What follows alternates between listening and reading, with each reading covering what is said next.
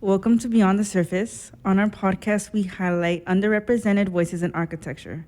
We'll humanize architects by uncovering who they are beyond the surface. Hi, I'm your host, Alex Sanchez, representing the Illinois Tech student chapter of the National Organization of Minority Architects.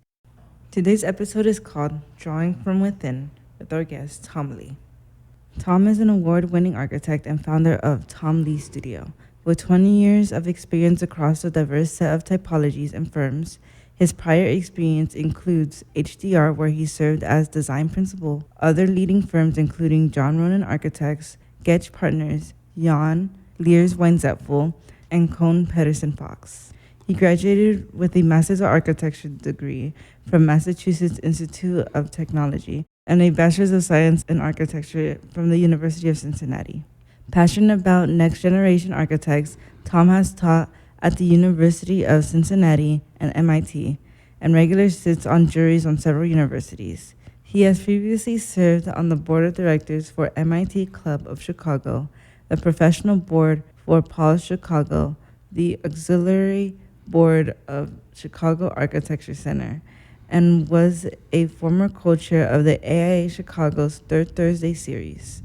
Currently, he's a member of the City Club of Chicago and is president of the Chicago Architecture Club. It's a pleasure to be speaking to you.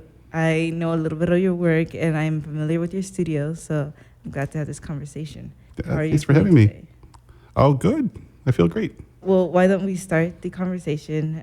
Can you tell us about your background and how that influenced your identity? Sure. So I grew up in Glenview, which is a suburb north of Chicago, and I'm an only child. My parents are Chinese immigrants.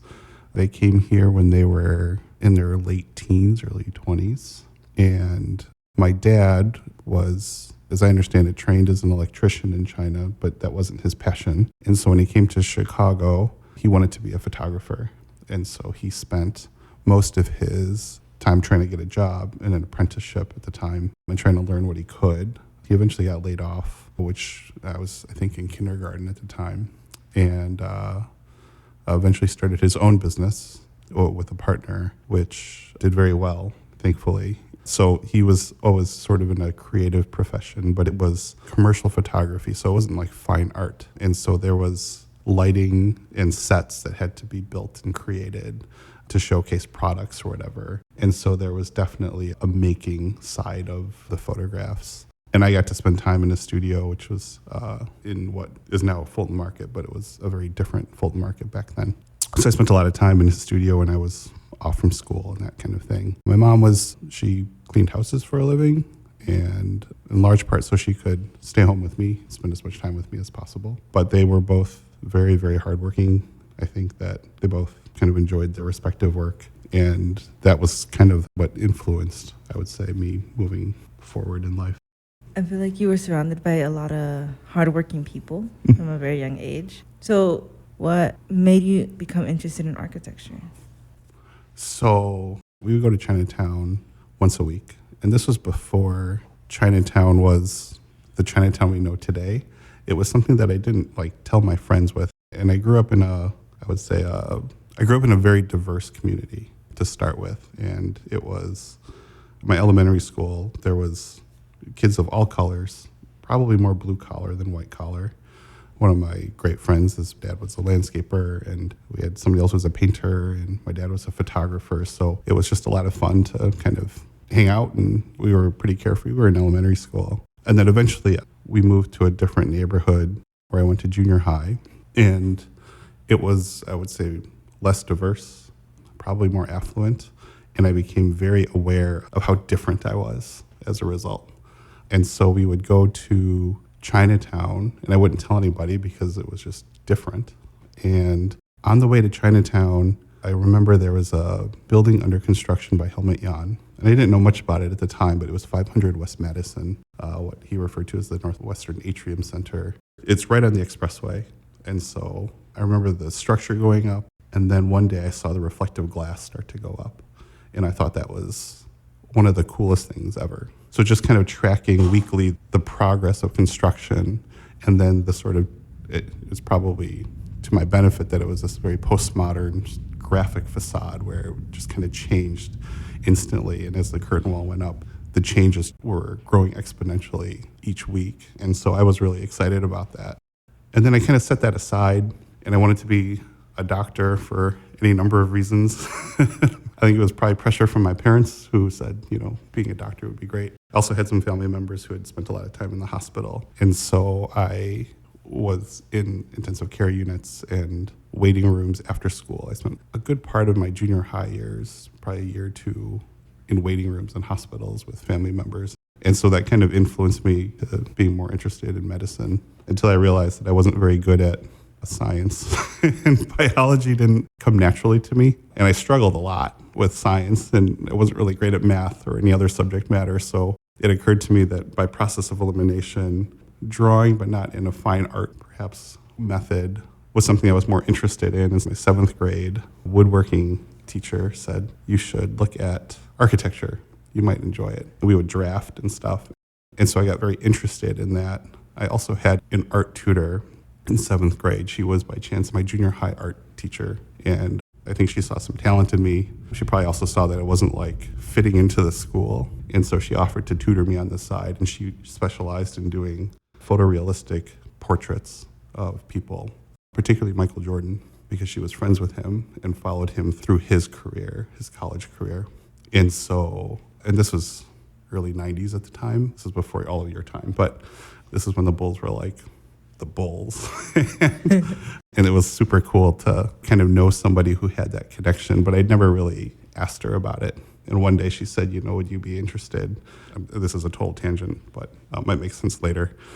If you'd ever be interested in meeting Michael or doing a drawing of him, we can take you over to his house or whatever and get the drawing autographed. And so I was like, sure. I got to work on it, and I finished the drawing except his face because I wanted help with that to get the sort of photorealistic. I just wasn't very good at drawing at the time. And the day before I was going to finish it with her, my mom was in the kitchen and I was watching TV, and she said, where's your lesson? Because we would do it at different locations. And I said, I don't think there's going to be a lesson because my teacher is on the news. She was arrested for selling drugs to an undercover FBI agent. And I think it was more of a setup than anything else. So I never finished the drawing. She was amazing, though. She was an amazing teacher.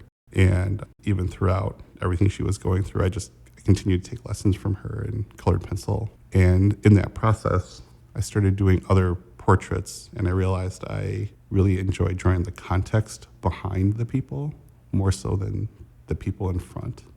And I gravitated towards drawing buildings. And I just really enjoyed doing that. And she just kind of looked down at that. There's nothing interesting about drawing buildings. It's really, it's the people. But that kind of stuck with me. And when I started to put everything together, I realized that architecture might be a good place to kind of pursue my work. That was such a good story. But what was interesting is architecture piqued your interest at first, but then you went through this series of what else you could be, what else you could do, and then you ended back at architecture once more. Yep. So I think it's a very interesting journey, and how you try to understand who you wanted to be. And you understood at a very young age, honestly. And when it came to your career, everything was connected to something else, especially when you wanted to be an architect because you saw a building going up, or you wanted to be a doctor because there was so much connection to the hospital. And then again with art, you did it because of your teacher and wanting to kind of express yourself. But eventually you ended up finding your interest, and I think that it was about the journey more than the ending. That was a pretty cool story. Oh, thanks. If anything, I'm very easily influenced. Can you talk about how you ended up pursuing architecture? Oh, yes. This is another story. So I'm pretty sure it was somewhere in Chinatown. I happened across a book that was at the bottom of a bookshelf in some random store. And I begged my mom to buy it, but it was all ripped up. I mean, it was in really bad shape. I was surprised it was actually on sale, but it was a book on architects. And this was before the internet, after electricity, but before the internet.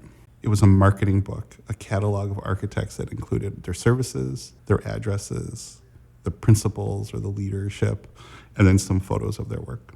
And I just poured through that because I had never been exposed to architecture that way. And it was just a marketing book. And it was, I can't remember exactly when. I think it was my freshman year in high school. It was spring break, and I was bored. And I had taken some drafting classes and was just kind of sketching on the side. And I thought, well, what if I send some architects some copies of my drawings to see what they think, and asking for advice. So I wrote these letters to various architects in this book. And much to my surprise, most of them wrote back. Richard Meyer was one of them. Caesar Pelli was another. Caesar wrote me several letters. He always wrote back. And Dirk Lohan, Michael Graves, he sent me my first monograph. And it was a couple days later, Helmut Jahn had, through one of his people, sent me 2 books of his work. And I was pretty blown away because for the first time I could see sketches and drawings of buildings and start to understand the process of how these things went together. And in one of the books, I found a drawing of 500 West Madison, and it was airbrushed. It was this unbelievable drawing. And I just didn't realize that architecture could be that way. And in one of Helmut's books was also process sketches of the Thompson Center. And to see the iterative process of how a building gets designed kind of blew my mind. And his hand sketches were obviously prolific. And so I carried those books around. One of them has a crease in it because the mailman had to fit it in our suburban mailbox. And so it still to this day has a crease. But I carried those books around with me most of my high school career in my backpack. And I just kind of flipped through it any chance I had to look at it. And so one summer, I think it was my junior year, my mom said, this summer you should get a job. And I was like, okay. And I applied to Abercrombie and Fitch. I was not attractive enough for that job, nor did I think that I was going to fit in, but I was there. And then I applied for a job bagging groceries, and I didn't get that either. And my mom was pretty upset with me. And so I didn't have plans for the summer, so I wrote Helmut and Dirk letters asking if I could have an internship. And both responded, and I got called in for a quote-unquote interview at Helmut Jahn's office. And I was 15 at the time. Nobody in my family had ever worked in an office before or gone to an interview like this or even been downtown in that respect. And so innocently, I kept calling the company, the assistant who had set everything up, back, asking what I should wear, what should I bring, because I just had no idea. And she let me know on the phone that she goes, you got the job, the interview is just pretend. So just come dressed however you think you should come dressed. And so I put a shirt and tie on, and it was this kind of ordeal. And I got a tour of the office, and I started working there. I don't think I was doing anything meaningful. My goal was just to be in an architect's office to see what it was like. And they were incredibly kind. Everybody there was, and teaching me anything that they could. The guy who brought me in was Sam Scatia, and he was, I think, fairly high up in the ranks there. And he was just like, if you see anybody you have a question, ask them, and they'll answer your question for you. And he was incredibly generous with his time. It took me a few years to realize that most people didn't just walk into his office to ask questions, and he never turned me away. And then one year I was like, oh, I should probably stop doing this. But I interned at Jan's office for, several years over the summers and winter breaks. I would just stop in and draft or do whatever I needed to do, make models. And that was my introduction to architecture, was through Helmut Jan's office, and I met a lot of great people there I still know to this day. It's a very cool introduction. I've been very lucky. Yeah, but also you're very ambitious, and you had the dedication to write back to these architects or just reach out to begin with. Yeah. And then still ask for an internship. So it was almost like you were raised by architects in a way. The books were really cool, and it was probably more selfish than anything else that I realized I can get stuff out of this. And so I still have those books too. But anyway. So you had a head start on architecture because you started learning how to draft and make models while you were in high school, while you were interning. So could you talk a little bit about what college looked like for you? Yeah, it was Jan's office who said you should look at the University of Cincinnati because they had a co-op program, and they would bring in interns as part of their curriculum and have them regularly in the office. They said they've always been outstanding students, and it's a great school. And so I looked into it, and it was not too expensive, and there was no essay required, so it was an easy application. And so I did it, not having any interest in going to Cincinnati. But I got in, and the more I heard about the school and its connection to practice, I was kind of hooked. It was also the farthest school away from my parents, who I love dearly. I just wanted to be somewhere that they couldn't drive. So Cincinnati was it, and I loved it there. I did my own series of co-ops working at other firms. I went back and co-opted for JAHN, JAHN Associates here in Chicago, and Kohn Pedersen Fox in New York were my co-ops there, and eventually then went to grad school at MIT. And that was a fairly straightforward process, and interned at a firm in Boston, Leers Weinzapfel. That was one of the best internships I've had. JAHN was obviously great as well. So when you came back to Chicago, what did your early career look like? Oh, it was, so I knew a lot of people here, and I was very lucky. And so as I neared graduation at MIT, somebody who I had known back at JAHN's office, his name was Steve Nillis. I sat next to him most of my summers. He was actually in Boston looking at schools with one of his kids and asked if we could have dinner. He had since moved on to Goettsch Partners, or what became Goettsch Partners, and over dinner asked if I would be willing or interested to work with them. And I was like, sure, and signed me up because I knew a lot of people at the firm, and I had my heart set on doing the tall building. It's kind of what I was exposed to initially. And at JAHN's office, I got exposed to airports as well. So anything really long or really tall, I thought was what I was going to do. Almost my entire academic career was dedicated to understanding the tall building. My thesis was that at MIT. And so getting an opportunity to work at a firm like Goettsch Partners doing tall buildings seemed perfect at the time with a lot of people I knew. And so that's how it started. And then once I got there, there were some great people, but I realized that there might be other building types I'd be interested in pursuing and not just high rises. And I also felt I wanted to understand smaller scale work. And it was one night, it was late night at the office, and somebody had walked by and said, you remind me of somebody who used to work here. You should look up his work. And I was like, who is that? And they said it was John Ronan, who had worked at JAHN previously for a little while. And they said, you both here all the time. And I knew of him, I just didn't know his work that well. And I looked him up, and by now everyone had websites and still had electricity. What I appreciated about the work was that it was conceptually very rigorous and innovative, but the quality of the craft and the detailing was also fantastic. And I was like, sure. And so one day I just sent John an email and thought that this would be a great place to learn and do great work. I was terrified. I didn't think I was going to get a call back, but eventually I made the move to John's office, and I was there for about 8 years. So you mentioned how in the beginning you were thinking more about the tall buildings and airports, anything tall and long, you said. But the different types of firms that you listed do all sorts of work. So how did you approach these changes in these different typologies? That's a great, great question. And I think for me, realizing that the tall building wasn't what I wanted to pursue was kind of a big deal, because I'm like, I just spent all of this time and money going to school, pursuing what I thought was architecture, and then recognizing that there was so much more that I had been missing. And did I pick the wrong profession? What did I screw up? And I'm not allowed to swear, but there's some I probably was doing some swearing at the time.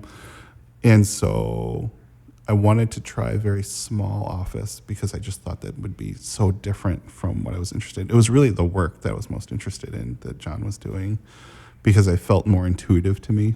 The work he was doing was just so beautiful and interesting.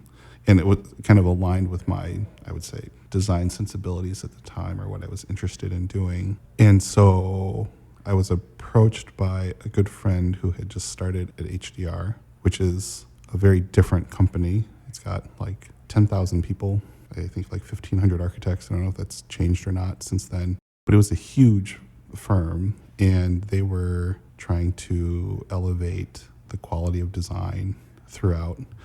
And so I was asked to join the practice and recruited out. And I loved what I was doing at the time. I was not looking, but the more I heard and the more we talked, it felt like the right place, or the right move. I was, 32 or 33 at the time. And to be offered a design principal position, I didn't think was going to come along again. And I had early conversations with leadership at the firm, and I was probably lukewarm to the whole idea until I had one interview where in my head I'm just going to speak my mind. And I just told them how I would operate a design studio and how we would build it culturally, and that it would take time, but that we would do it one step at a time and one person at a time, doing largely healthcare and science work, which I had zero experience in. I remember that was my interview. It's that fateful interview where I was asked, how many healthcare facilities have you designed? And I was like, I haven't been to my doctor's office in years, and I probably should go. And then they said, okay. And then they said, what about science facilities? And I'm like, high school chemistry was probably and they said, great. And I thought that I had lost the job at that point, which was fine. I was, again, lukewarm to the idea. But then I started to share my thoughts on culture and building a practice, or helping to kind of rethink the studio in Chicago. And I didn't think that they liked what I said, which was fine. And I walked away thinking, that's the end of that. And I got a call back. They said, they loved you and an offer's forthcoming. And then it occurred to me that it would be such a privilege to go work somewhere. Not that I hadn't been able to do that previously, but to find a different company that would allow you to work intuitively, where what you think is right and your values align with that of the leadership in the company. And that's quite rare, but I would say in all of the offices I worked at, those are always kind of aligned. And so it's been a privilege to do that. And so going to HDR was quite easy in that respect. It was hard to build up the studio, but we had some really amazing people and really people who have supported us at the leadership level that allowed us to kind of build the studio that we had envisioned together. And so it's a huge company, but it was an office, we had 60 or 70 people. And that was about the same size as the offices I had worked at previously in some of the larger corporate firms. So I felt very comfortable at that scale. We just had a much broader network. And so I had to learn how to work within this sort of much larger ecosystem of a company, which was actually quite rewarding and a lot of fun. But that was a huge jump from a small boutique, really brilliant design practice here in Chicago, if not one of the best ones, to one that was looking at more healthcare and science work and trying to find ways to elevate design in what are very complex building types. And with these changes, how did you figure out what you wanted to do? I don't know. I just wanted to do the best work I possibly could that was in front of me. And so it was never about comparing it to what I wanted to do, because the grass is always greener on the other side, but the fence is tall and I'm not going to climb it. So I'm just going to try to make the grass on my side as green as possible and get as much help as I can. To me, it was always trying to be in the moment, and I'm not really a long-term planner. I'm more of a short-term, give me my current circumstance and what can we do within this. And that's kind of how it's always sort of operated. I think every shift in career has never come with a plan. It was always either by impulse or by an opportunity being presented to me and then evaluating if I should do that. I was just talking to somebody the other day about they were applying for jobs and asking for advice, and it had occurred to me that I've never blasted out 100 resumes to a company or trying to find a job. And I'm very lucky in that way in some respects, but it's always been very targeted. This is what I want to do. And so I kind of tailor what it is I'm trying to do for that next kind of initial step. But more times than not, it's been people approaching me saying, here's a potential next step for you if you're interested. It's a different way of networking, if you will, and building relationships, because those kind of start to come back to help in so many ways. You mentioned that most of the opportunities that you came across, you were able to get them through networking or building connections, and you just went for it. So when it came to networking, couldn't you talk about some of the mentors you had throughout your career? Yeah, I've had a lot of great mentors, and I've been very, very lucky. I would say one of the first was who I had mentioned, Sam Scatia, who took me under his wing and put me in the right places. At one point, he had come up to me and said, you'd been asking to work on something with Helmet. Here's your chance. report to Helmut. He has your next assignment. And he looked at me in a very serious face and said, don't blow it. And I was like 16 or 17, so I probably wanted to cry more than anything else because I'm like, I didn't ask for this though. But I wasn't going to turn it down, and I had to make a model for him. But Sam was great at like moving me around. I recognized that he had me working with very specific people who were really good to me.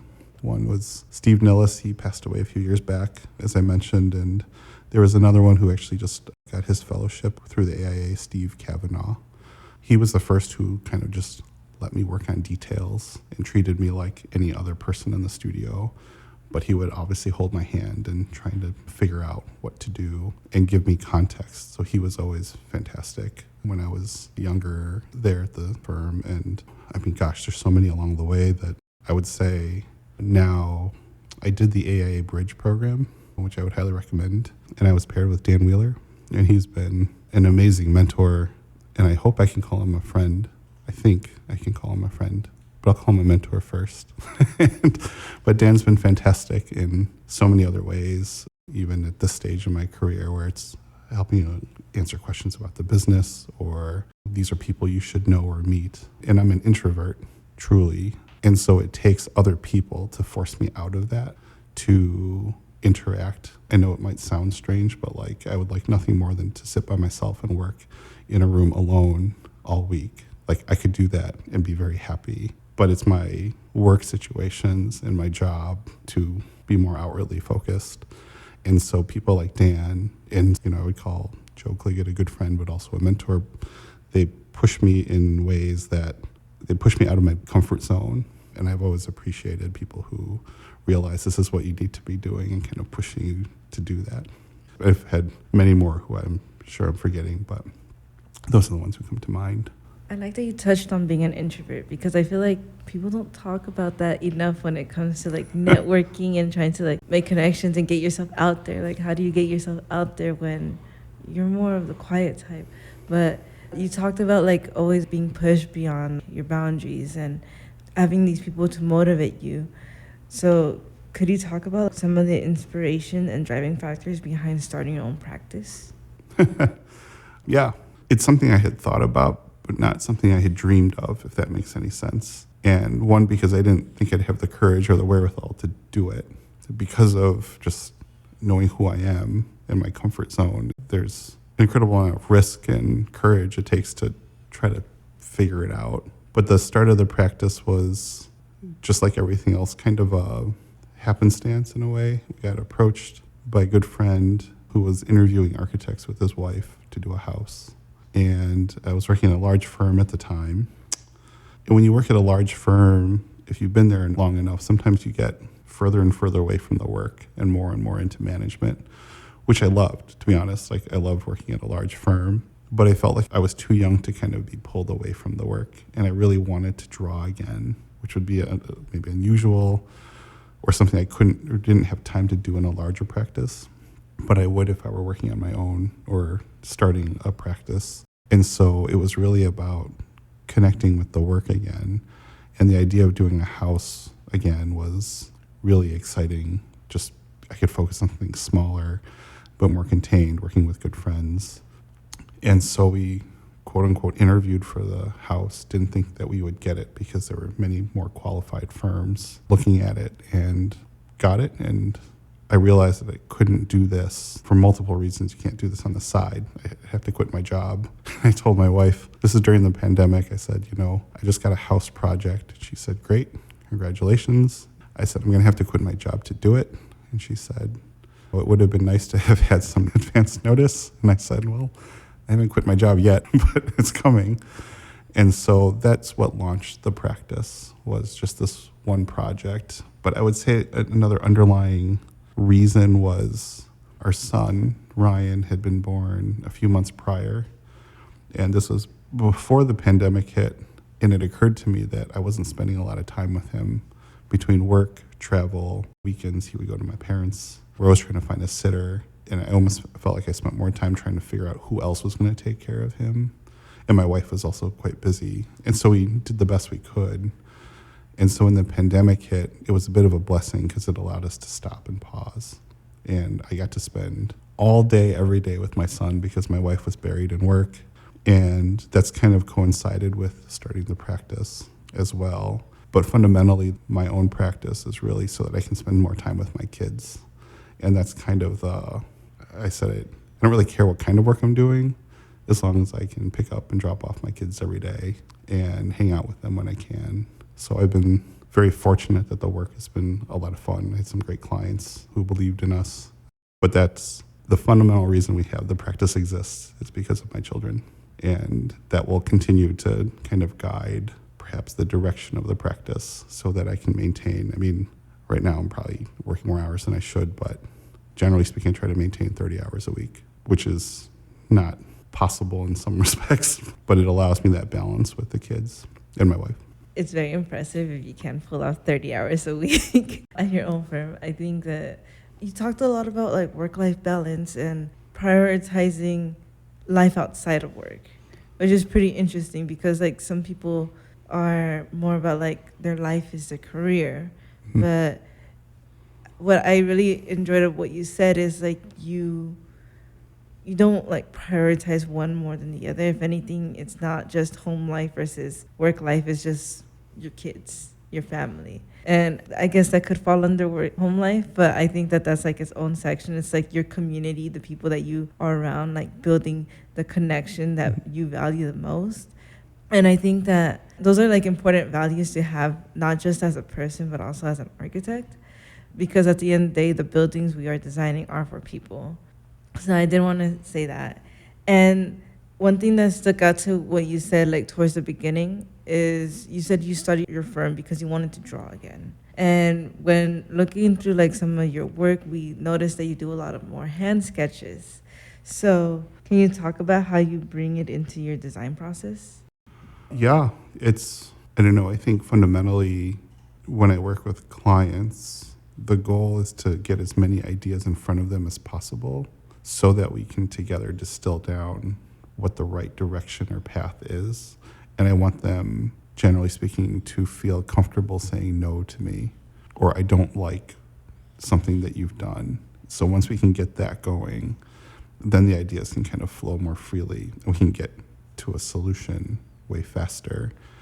And I found that hand sketching is a very quick way that engages the client just enough. You know, when we start a project, I'm usually sketching and doing diagrams or perspectives that might start to hint at how some conceptual idea might translate into space or material or something else. But hand sketching is so fast, and it appears to be fast to clients that they don't feel badly saying not this one. And so we spend a lot of time early on in projects in hand sketches because it's non-committal. It's super efficient, and the clients tend to enjoy seeing them but that process kind of continues fundamentally our jobs are to communicate a design intent, whether it's to a client or to a contractor. And to me, the outcome isn't always necessarily better the more perfect the drawing or the rendering is. It's really what is the intent and how quickly can you get it from your head to your hand and out. And sometimes the computer, I love the computer, it's been great, and we use it, of course, but sometimes the computer can get in the way. And so a hand sketch, it's the fastest thing to get an idea out there. So we use hand sketches throughout the process. So during construction, I'm usually making hand sketches to contractors, whether it's 3D or a detail, and it allows a level of abstraction and a level of interpretation on the other side. So when it comes to a client, I can draw something very loose, and then they can connect the dots themselves to what they're thinking, and then we can take that information and go to the next phase or to try to find the right solution. But with contractors, it's like, this is our design intent. This is what we want to do. And then we're in dialogue with people who make things every day of their lives and say, here's a better way to make it. And we say, great, And a lot of times the work gets better with all of these different inputs along the way. But sketching is kind of a non-committal way of inviting people to participate in the design process. It's also part of my DNA between Helmut was a prolific sketcher. John Ronan was as well. Like everyone I've kind of worked with who I admire has always hand sketched prolifically, and my primary medium is the colored pencil, and that goes back to my Michael Jordan days. But I'm just very comfortable with it, and I think about my former tutor all the time because it's just become kind of the ethos of the practice.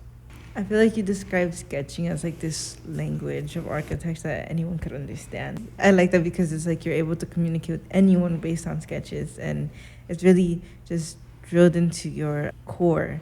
That's what architecture is because that's how it was introduced to you.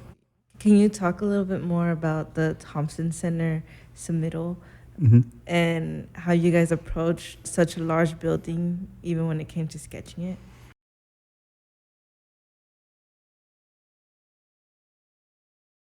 It's funny how that came about because we had entered the competition because we wanted to see the drawings. They were offering some of the original drawings as part of the competition package. And we're just curious what it looked like. And it was worth the entry to do that, the entry fee. And so then we kind of put it on the shelf, and I had a former business partner at the time, who was a good friend of mine. And we had just kind of batted around the idea of entering the competition, but didn't really took it seriously. But I had this like idea in my head of what it could be in concept. And the competition was due on a Monday at 5 p.m. And that Sunday before, I had planned on having my kids, my son, all day. And it was like, I printed out the Thompson Center drawings, and I'm like, well, if we're going to do something, like, we probably don't have time at this point. But I just started sketching over the printed drawings, like, what could this idea look like? And my son was sitting on my lap, and I'm like, we have to do the competition. And I had to find somebody to watch my kid for the day, and called my mom in. And I just started drawing as fast as I could. And we only had time to hand sketch. And so it was just testing different techniques and stuff. But it was all colored pencil, mostly overlays, some perspective sketches. And we got it in like right before 5 o'clock. And that's how that came about. It was not planned. It was just total procrastination and out of necessity. But it allowed us to get to the root of the issue and probably benefited from the abstraction. But we also realized that like hand sketching it was probably going to make our entry look different than the others. And as long as the idea was good, we would probably at least get a second look. That's all we wanted. But yeah, that was kind of a funny story. I probably wouldn't have done it either had my former partner not encouraged me, like, you have to do this now. But I was going to hang out with my kid. But all right, work-life balance. What can you do? I don't even know what to say to that. It was total BS. Like like if that's the story.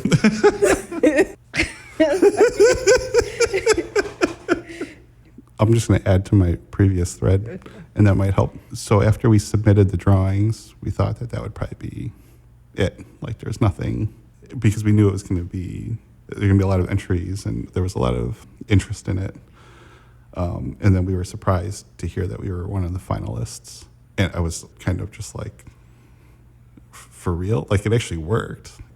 And for us, that was validating or vindicating that it doesn't have to be a set of polished renderings or something like that. To us, it was about just coming up with a very simple idea and tracking that through sketches. And the sketching allowed us to, I would say, experiment a lot. And we had just enough time to put the sketches that were on our boards, but it allowed us to kind of test these ideas and what would it actually look like. But we didn't have to figure it all out as you would have to in a rendering. There was no scrutiny over like, what is the reality of the outcome of your scheme? The premise of the scheme was that we could save money because by not tearing out everything and building a new wall inside, that we could save a lot of money by preserving as much as we could of the existing structure. But the technical reality was probably nothing close to that it would actually have probably cost more money to do what we were suggesting. But there's the sleight of hand when it comes to hand sketches.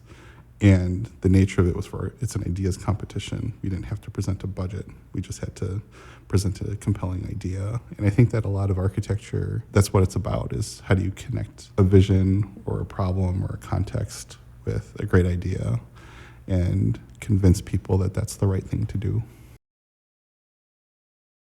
there's something more personal about hand sketches. I feel like you said it yourself, it was like more simple, but also you guys took more time to look at the details of everything that was there in the different ways that the building is drawn.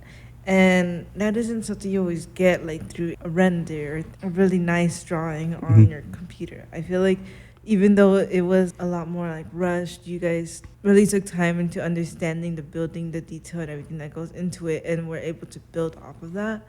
And I think that that's something that comes from sketching. When you're actually like drawing these little like points of connection, you start to realize how many components form a building. And I think it was proof that sketching is a very strong architectural language, and that it still works today, even with all the technology we have.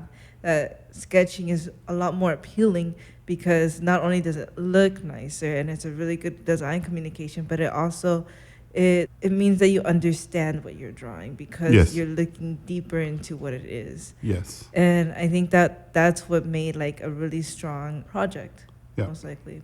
So understanding the conversations we've had with architecture and design and what inspired you to have your own practice, can you talk about what your design philosophy is? That's a great question that I probably don't have a great answer for.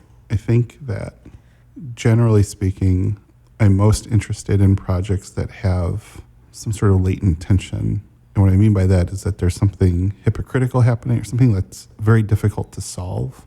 And especially, I mean, I've turned down work where clients come to me and say, here are the magazine clippings I want my house to look like. And I'm just not the right person for that. There are people who are way better. I'm not trying to knock that kind of work. I just don't think that way. I've learned, if anything, that it's okay to just understand who you are, what you're good at, what you're not good at, and where there are other people. So I've referred clients to other people who would probably serve them way better.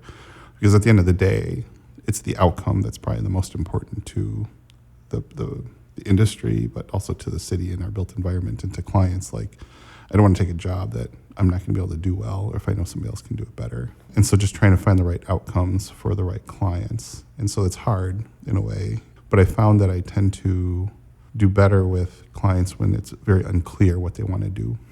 And that is across typology, that's between commercial or residential projects. And so because of that, I'm probably more interested in trying to take complexity and finding the simplest solution to it and distilling down what that is and making sure that there are as many voices participating in the process as possible, not just the client, but the context and the history. The more tension we can find in a project, I think the more problems you start to solve. And so generally speaking, I like to try to blow up projects into as many problems as possible up front. And then with clients and others, we kind of try to distill down throughout the process to kind of what's really needed. And we tend to layer in along the way. I tend to shy away from trends and what's fashionable. I don't know why. It's just maybe because of my upbringing, I don't know. But my parents renovated their house once when I was a kid. And it looked great when they sold it 20 years later. And I appreciated a sort of timeless approach to design where it was just great materials, well crafted, keep it simple. So I try to impart as many timeless principles as I can in a project, whether it's just really beautiful proportion or a high quality material, a natural material. And if you can do that right and detail it well, it'll be great for many more years to come, rather than having to renovate when the trends change again. And so this is not a great answer to your question, but I would say somewhere in there is my design philosophy of trying to find the simplest solution to a complex problem in as poetic a way as you can. Yeah, it's not as easy to create like a simple solution for a hard problem. And I getting the sense that you really like a challenge. You like to be able to like challenge yourself and think about the future of a project. You like to think beyond the prompt, beyond what it is now, and you want to think about what it is in the future and how it can adapt. And I think that's really hard to do, but it's very clever as well, because when you do it well, it's like an amazing project. So I think that that's like a pretty unique design philosophy, like whoever it falls under. But no, that's a very unique design philosophy because it is hard to find a simple answer for a hard question. Mm-hmm. Yeah. No, I appreciate it. After your architecture journey and understanding some of the things that you have done throughout your life to get to this point in time, what is some advice you would give to some young architects or designers? I would say, one, I think the profession has changed so much since when I was your age, and that it will continue to change and to embrace it. The industry is very fluid, and your interests can be fluid as well. A lot of it is circumstantial, the context you find yourself in is sometimes luck, but a lot of times it's, I would say, if I could back up a second, one of the key pieces of advice that it became more clear to me as I get older, and you're old when people are asking you about your career and your life. So I'm pretty old now, but that it's architecture and work in general is like saving for retirement. So the more time and effort you put in early in your career, the more the payoff can be later. The potential for what you can do later in your career grows because there's so much to learn and to know. I know very few people who are very good at everything in architecture. Like I can count them on one hand who I've come across. So it's hard to understand everything or to be good at all of it. But the more you can invest up front, and work-life balance is a critical thing. I think it's a very personal thing. Work-life balance to me when I was younger was I could work very long hours and I loved it. And that was just very personal to me. And it was maybe my introvert, like I could just be in a room by myself drafting. But work-life balance to me today is very different because of my children. And so I can't put in the same hours I used to, but I'm very thankful because it's the hours I put in earlier on. I'm not saying you have to work or need to work long hours. It's what are you investing in terms of knowledge and what you're learning. The more you can invest early on, the more it pays off later and it grows exponentially. The other thing is that looking back, it's the situations in practice and work that were the most challenging or when things weren't going well that actually shaped who I am today. So I always use this kind of as an example. When you are being managed by a great manager or somebody who's really good at it, you don't feel it. Everything just feels natural and automatic. When you have a bad manager, you know it. But those are the moments when you start to really understand and realize, this is what it takes to be a good manager or a bad manager. And so you can find yourself in situations, and you inevitably will, where the stars don't align and something doesn't feel quite right. But those are the moments to kind of take notice because those will, at least for me, help shape more of who I am today. Because sometimes it's just as important to learn what not to do or to understand this is how I would do it for myself in a better way. And that's more personal and intuitive to myself. And that would be the other piece of advice is try to find the type of work, the type of workplace that feels intuitive, where your values are aligned. It's not always easy, and you can't tell that when you apply for a job or look at a website. It's once you get in and you start to feel it and you start to understand and see the people around you, and you might start to gravitate then towards people who you identify in an organization or a company who align with you, whether it's personal values or backgrounds or history. But that's, to me, a great privilege to find a place where you work intuitively. And there are other, I would say, don't be afraid to reach out for help. I think the podcast here kind of says it all, that there are plenty of people willing to share advice and to help connect. And that permeates throughout, I would say, the profession. We're very lucky in that way, that almost everyone will help you out, answer a question. So don't be afraid to ask, because there's no, to this day, I mean, when I was very young, I felt like I was supposed to know everything. Even to this day, I feel like I'm supposed to know everything. But only recently did I realize, like, it's actually okay to ask questions and to admit that you don't know something. And then you realize that, I had what I thought was a very simple question that I asked a very respected architect here in the city about. It was a technically based question, and even he couldn't answer it right away. And I'm like, great. I'm like, that just made me feel so good that it was a question worth asking and that the answer was not easy. And also the courage that it takes to ask a question and admit that you don't know something is a great relief.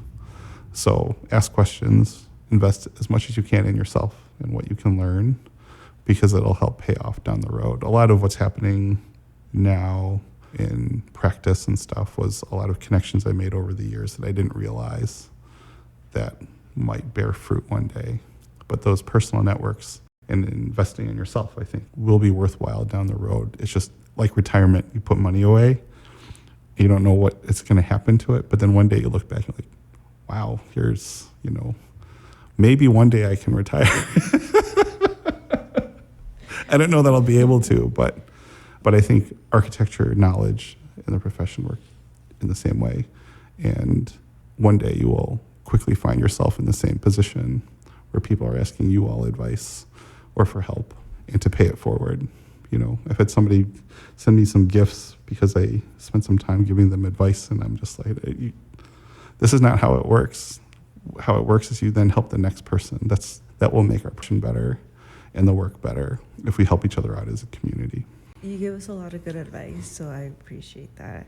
I think that architecture has a very vibrant community, as you said. Like, we try to help each other out.